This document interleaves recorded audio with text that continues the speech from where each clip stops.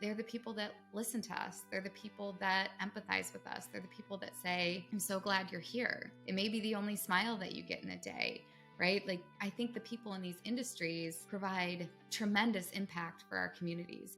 This show is dedicated to helping you strengthen your family tree and live financially free. Welcome to the Marriage, Kids, and Money podcast, everybody. This is Andy Hill, and today we're talking about how to find financial freedom as a tipped worker. Over 3 million people in the U.S. live solely or partially on a tip-based income. And the traditional advice of be sure to get that match on your 401k doesn't quite apply to these folks like it does for people working the 9-to-5 corporate life. Well, our guest today is focused on helping these 3 million people not only learn to control their money, but thrive with money and create a life they love. Barbara Sloan is our service industry expert guest today. Barbara is a personal finance expert and money coach that spent 2 decades working in every imaginable position in the service industry all over the country. In addition to owning and running a woman-owned construction company in the heart of Manhattan, she helps tipped workers achieve financial freedom like she did. She's the author of the new book, Tipped: The Life-Changing Guide to Financial Freedom for Waitresses, Bartenders, Strippers, and all other service industry professionals. And when she's not managing her business and helping tipped workers thrive, she enjoys spending time with her wife of 10 years in New York City. Welcome to the show, Barbara. Thank you so much for having me, Andy. I'm excited to chat. Absolutely. Well, you've got an incredible background, and I want to dive into it. So take us back. When did you get your start in the service industry?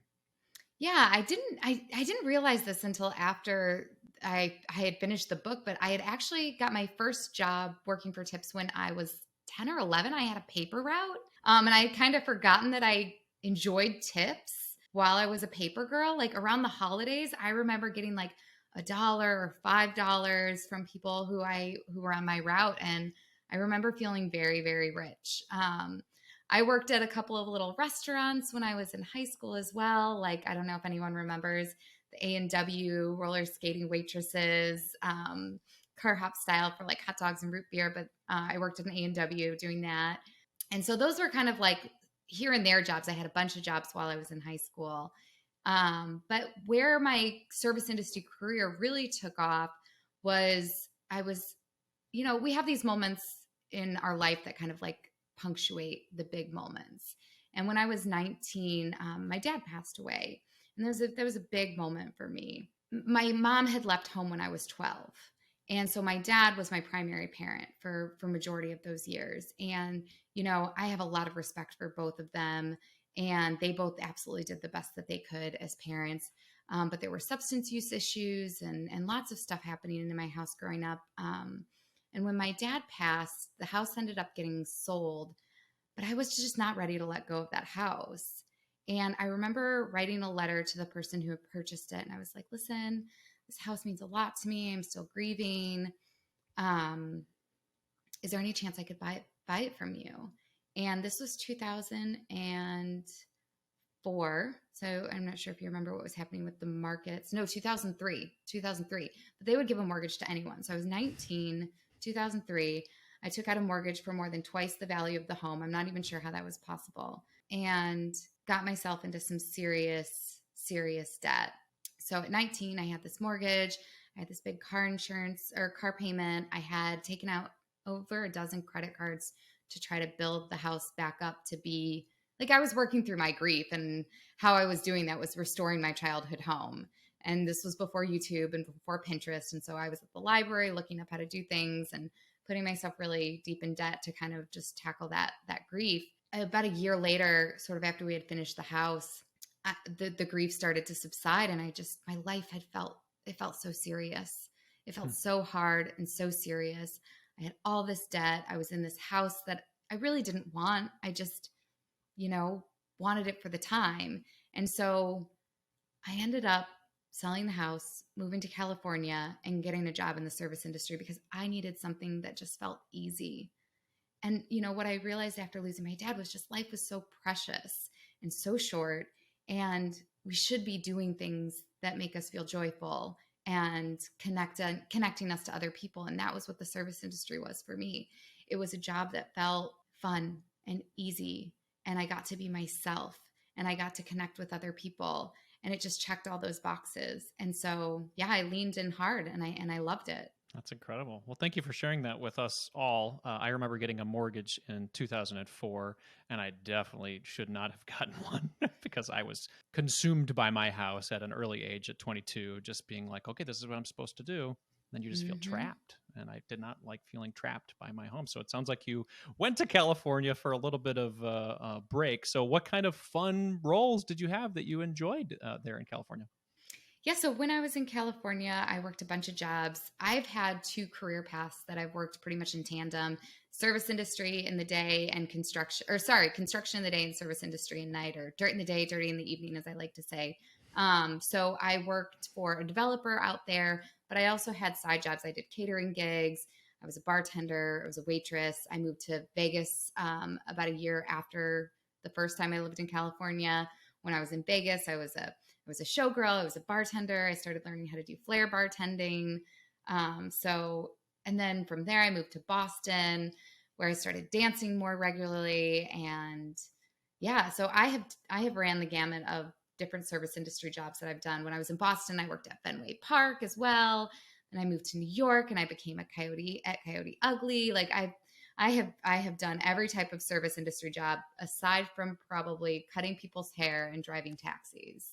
Yeah. But I've done a lot of them. That's incredible. So it sounds like the earning part of money was not a big deal for you. When did you feel like you maybe started to control it and start to build wealth for yourself? That journey took a lot longer. I think I suffered from one of the things that I think many people in the service industry suffer from. We tend to not track our income. And so we don't realize the power of the income that we have. If people who are listening to this are not in the service industry, they can probably relate in the way that, we lie to ourselves about how we spend. If you didn't track your spending and then someone asks you, how much do you think you spent on this month? You would lie to yourself and you would underreport. And it's the same thing for people in the service industry with their income. If you ask them how much they made in a month, it's always less than what you actually made. And so I think for a long time I didn't realize the power that my income had, and I wasn't a good steward over it because I didn't track it, and I was lying to myself. Oh, like, I only made $100 this shift. Forgot about the lunch I had and the coffee I bought and this little bit of shopping that I did. And so, yeah, I think it took me in 2013, my wife and I moved to New York, and I got two jobs when I first moved here. The first was working at Coyote Ugly, which, if people don't know what that is, it's a bar where the bartenders kind of dance on the bar and they sing and they serve cocktails, and it's a good time. And the other job I got was working on Wall Street in an unregulated market. So for people unfamiliar with that, it was part trading floor and part independent sales organization that was selling things like use your Sloan products. And I had been on the other side of predatory lending in the previous years, right? I had done payday loans. I had done rent a center renting furniture. I had done those credit cards that I had no idea what that interest was going to mean. I remember one of them had 20% interest, 24% interest. I mean, it was terrible. So seeing how those things originated was it was an education on the markets. It was an education on financial services. And I think that those two experiences were kind of the beginnings of my aha moments with money. I was Yeah. always a pretty good saver, but I never had long term big goals. I just didn't know that I needed to think about retirement. That was not something that was modeled for me. My parents modeled a debt cycle. They modeled home ownership, which was such a gift for me, right? Like, I think that was very as a big advantage up that I had, was seeing them model home ownership. And that was probably what gave me the disillusion that I could buy a house at 19 and probably what gives me, the disillusion of continuously being a homeowner. But so I think modeling is very important, but I didn't have any role models as far as retirement or even saving or anything like that. Like, I would save up for big trips or big moves. I like to travel and move around, so I would save up for those things, but it would go right out the door. And I think some of that was scarcity mindset that I had to work through. But 2013 was kind of the beginning of that, when after about 6 months on Wall Street, after like our third trader got shipped off to rehab, I was like, I can't do this anymore.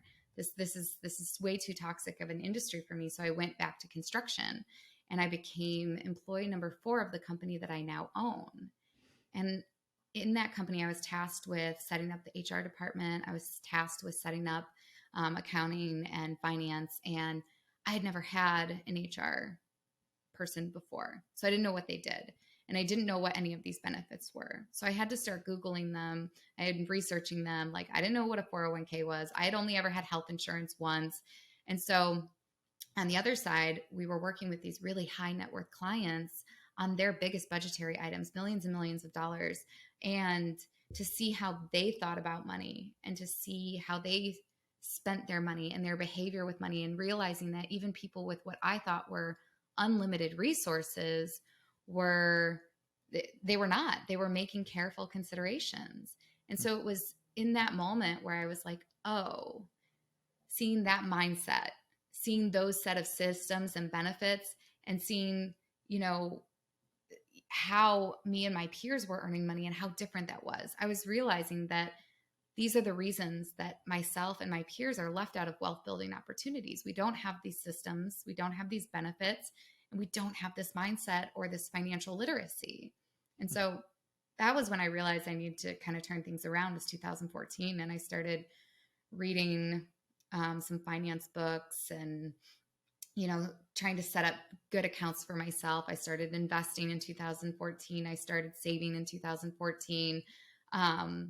My wife and I, we met in 2000. We started dating in 2011. We did not share our money until 5 years later. We had been married for 3 years, and we did not combine our finances. I think we both thought we were just like independent women, and that, there was no need to combine our finances because we could, both support ourselves individually. But I will say, and while I think everyone has unique relationships and unique relationship goals, for us, things changed drastically when we started combining finances. When we got our money moving in the right direction, and we started seeing our income as, shared, it had a different impact, right? Like, I was going to be a good steward over her money, and she was going to be a good steward over my money.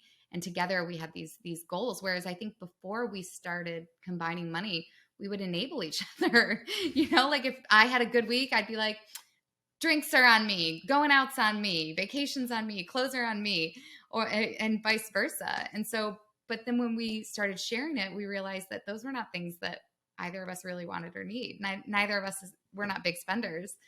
We spend lavishly on vacations and things like that. But yeah, so I think 2014, 2015 was when we got super serious on our journey, and things started moving in the right direction, and we started getting serious and realizing sort of just the power that we had over our own finances. Yeah, it's amazing when you combine forces with your partner, if you especially start to have a like mindset where it's like, okay, we've got good money coming in. What can we do to really change our future together? Now, what's your obviously when you come together as a relationship, you have backgrounds of both parties then. So what was your wife's background with money? We understand your background. Was this a difficult conversation for you and her when you're like, hey, I need to start paying attention to our money a little bit more. I've been reading these books. Are you in? Or was she like, no, man, this is not for me. What was that conversation like? So one of her big money memories is she started working for a defense contractor right out of college, and she was new in her field in 2008 when the financial collapse hit, and she just saw a lot of her peers who are much older lose all what to her it seems like all of their wealth. And she saw grown men crying, people saying that they were going to have to work another 20 years. And she just was like, I want no part of this. And so she never really invested. Like me, she wasn't a spender, but things just kind of trickled in and out. And, there wasn't a lot of progress. So when we got together and I started reading all of this, I think she was fully on board. But she didn't want to manage it. So she does finance for work, and she's just like, I do this all day long. I don't want any part of this. And I think for her, it was also a little bit of awakening, like, oh, corporate finance doesn't translate to personal finance. Like she had no idea what a lot of these things were. And I think that was an eye opener moment for both of us as well. So now we're in 2022. You guys have had some time together as a couple with this focus. Starting investing seriously in 2014, 2015 had a lot of benefits from it. How has your financial situation changed from where you were originally, lots of credit card debt, payday loans, to where you are today? Yeah, and we're financially independent. We're definitely not at Fat Fire, especially because we live in New York City. But we live modestly for living in New York City. Like we have a 450 square foot apartment. We don't have a car, and we're really happy with simplistic things. Like I said, we do spend lavishly on vacations, but outside of that, like most of our spending is food and the occasional Broadway show. We've been able to do a lot in those few years because of a lot of mindset shifts. One, I think we used to go out a lot more than we do now because we I remember also feeling like we had to sacrifice our savings goals because our lives seemed easier than other people's. So I remember whenever we would go out to eat with people with kids or with people with like difficult financial situations, we were always footing the bill. And I think, we thought we had to sacrifice our savings goals because other people had it harder or maybe, didn't have as much, you know, cash flow readily available to them. And I think for us that changed. We were like, oh, we need to put some goals in place for ourselves. And, then we can treat people and then we can go from there. Well, that makes a lot of sense. And I love seeing the transition from where you were. And it's not like, I don't think you're out there saying, the service industry, this is when I was struggling and now I own my own business and now I'm thriving. I think you have a balance of both, right? I mean, being able to work in the service industry and owning your own business and growing your wealth, paying attention to investing, they can coexist, right? If somebody had told me at 21 everything that I put in this book and everything that I know now, I would have stayed in the service industry forever. And I think that was a big part in writing this book. I loved the service industry. I think I'm somebody who has that gift of raising the energy and the vibration and the joy of people who come into the establishments that I worked at. And I think that we underestimate, as a community, we underestimate those skills and that gift for people. But I think we all felt it a little bit during the pandemic when our barbershops and our restaurants and our transportation people were, we hit pause on all of that. And I think we all lost a lot of joy in our lives because the people who work in those establishments, they're the people that listen to us. They're the people that empathize with us. They're the people that say, I'm so glad you're here.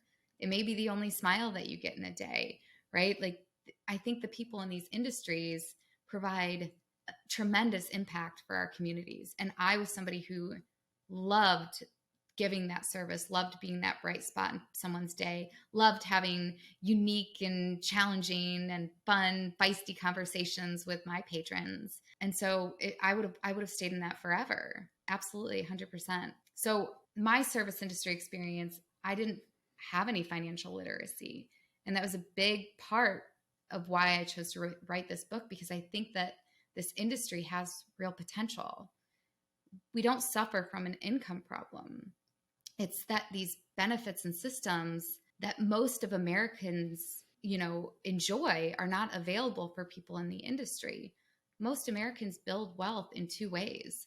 One, 401k, and two, with their primary residence. Both of those things are not available to people who work in the service industry. 95% of employers do not offer any employee benefits in the service industry. Majority of them are mom and pop businesses, and it's not that they don't want to offer benefits. It's that those businesses run on really lean margins, and they likely wouldn't make it if they had to support an HR department and all of the compliance measures that come along with these benefits. And so, realizing that this was the big gap for these people has fueled my passion to make financial literacy more accessible to them, because you can set up your own retirement benefit system when you work in the service industry. You can set up your own paid time off.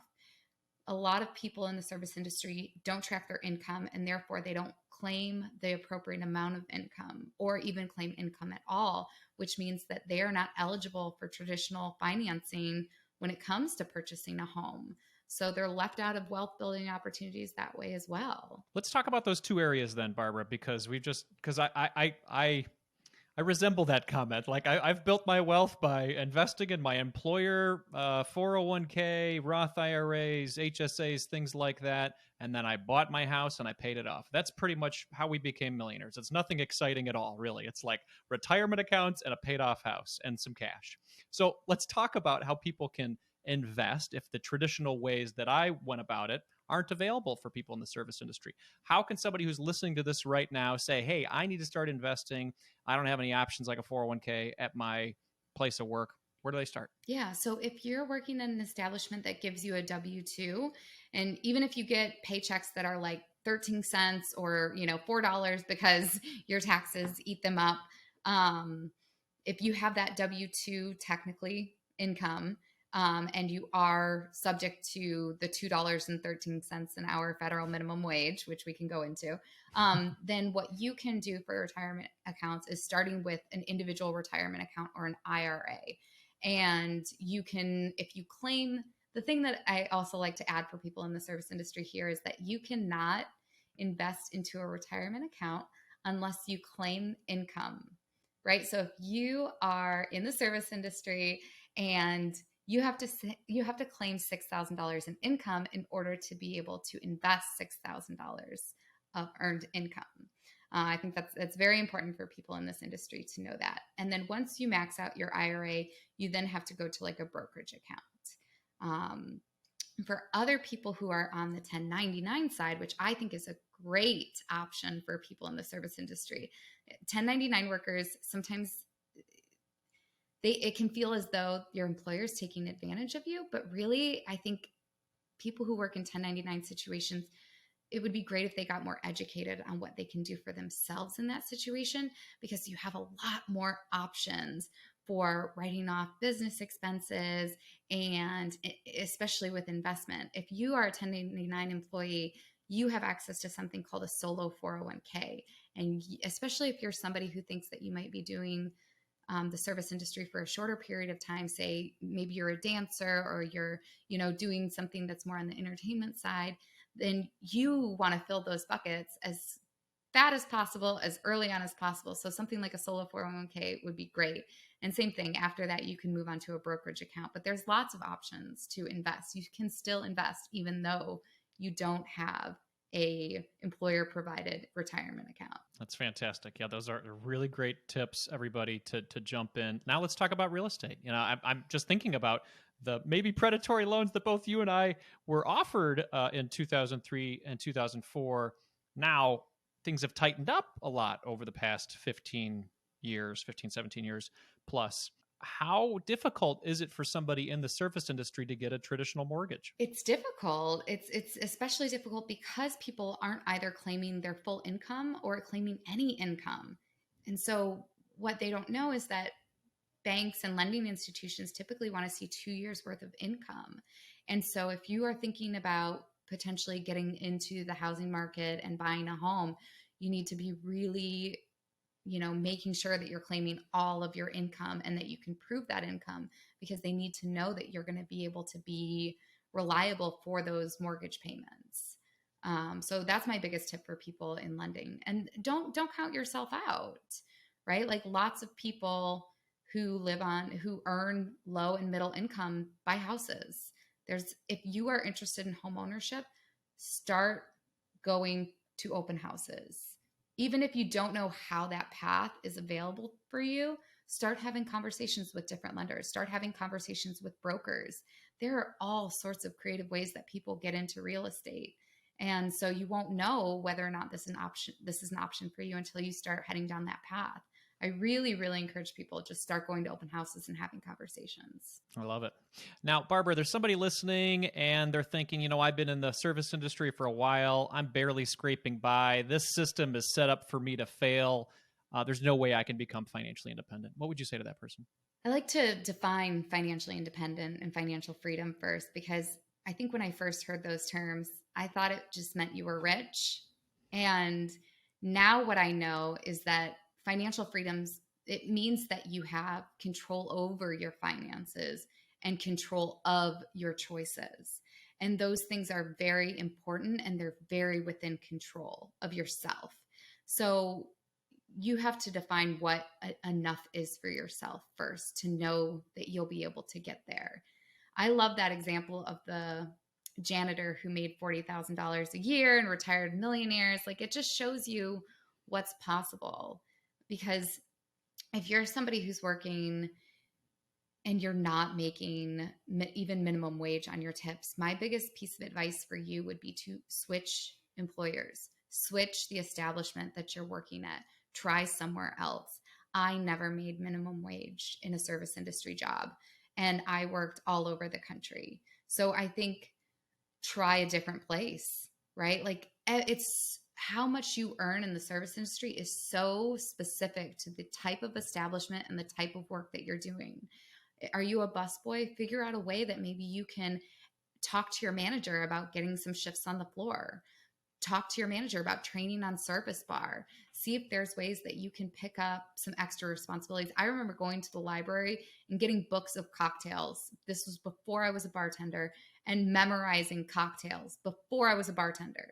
Just remembering the ingredients and how much, and practicing how to pour while I was still serving, while I was still a coat check girl, because I wanted to move up to those establishments and positions that maybe made a little bit more money. So I encourage people to either look within your place of employment for more opportunity or switch employers. I love it. I love it. Well, Barbara, let's leave one tip for somebody who's listening right now and they say, okay, I work in the service industry.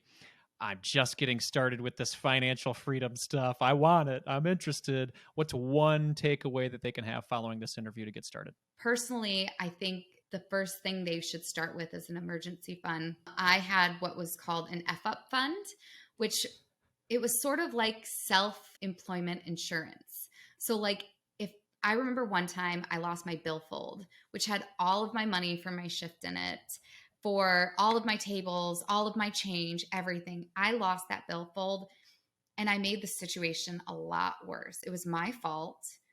I lost it. But then I got mad, and I got mad at my manager, and I got mad at everybody, and I made the situation a lot worse. And then I realized, oh, I can self-insure against these kinds of mistakes. Like, I remember I had started my F-up fund, and I had like $800 in it. And I remember dropping a really expensive bottle of wine. And instead of blaming my manager or telling them that they should eat it, I came out of my little pocket, and I was like, you know what? That was my mistake. I got it covered. And not every establishment will require that you do that. But I remember that was sort of the beginning of like, this is my career path, and I'm taking ownership over it. And I can protect myself against these small mistakes. And then when I grasped that concept, then I really understood the emergency plan and the emergency savings and how important that was. And that was my next big thing. I love my emergency fund. It's like one of my favorite things in the whole world. And I think for a lot of people in the service industry, especially when there's that power imbalance dynamic, depending on your establishment and what role you're in, it allows you to say no in situations that may feel unsafe or, just not okay for you. And it allows you to protect yourself in situations with the general public, because the general public can be a hazard sometimes for you in this industry. So the setting yourself up with some sort of emergency fund is the first thing you can do to protect yourself. Absolutely. It's a good message to end with too, Barbara, as we're potentially facing maybe a recession next year. Having some money in the bank is not a bad idea, everybody, whatever industry you work in. Barbara, tell people where they can get this book. Yeah. So right now it's available on Amazon, And you can also find it at my website, www.tippedfinance.com. You can also follow me on socials. I am at Tipped Finance on all the socials. I try to make personal finance pretty fun there. I make some memes. I try to make it super approachable. You can also reach out to me through my website if you're interested in one-on-one coaching, or I do money talks to your business or establishment. If you have a bar, a restaurant, a club, if you own Uber, if you, have any sort of service industry establishments, I will come and do a free money talk to your establishment because I think that it helps businesses and it helps employees. That's incredible, Barbara. And I'm excited for, maybe I'm just putting this in there, maybe a future Tipped Finance podcast. I would listen to that all day long. Barbara, thank you so much for your time today. I really appreciate it. This is a lot of fun. Thank you for chatting.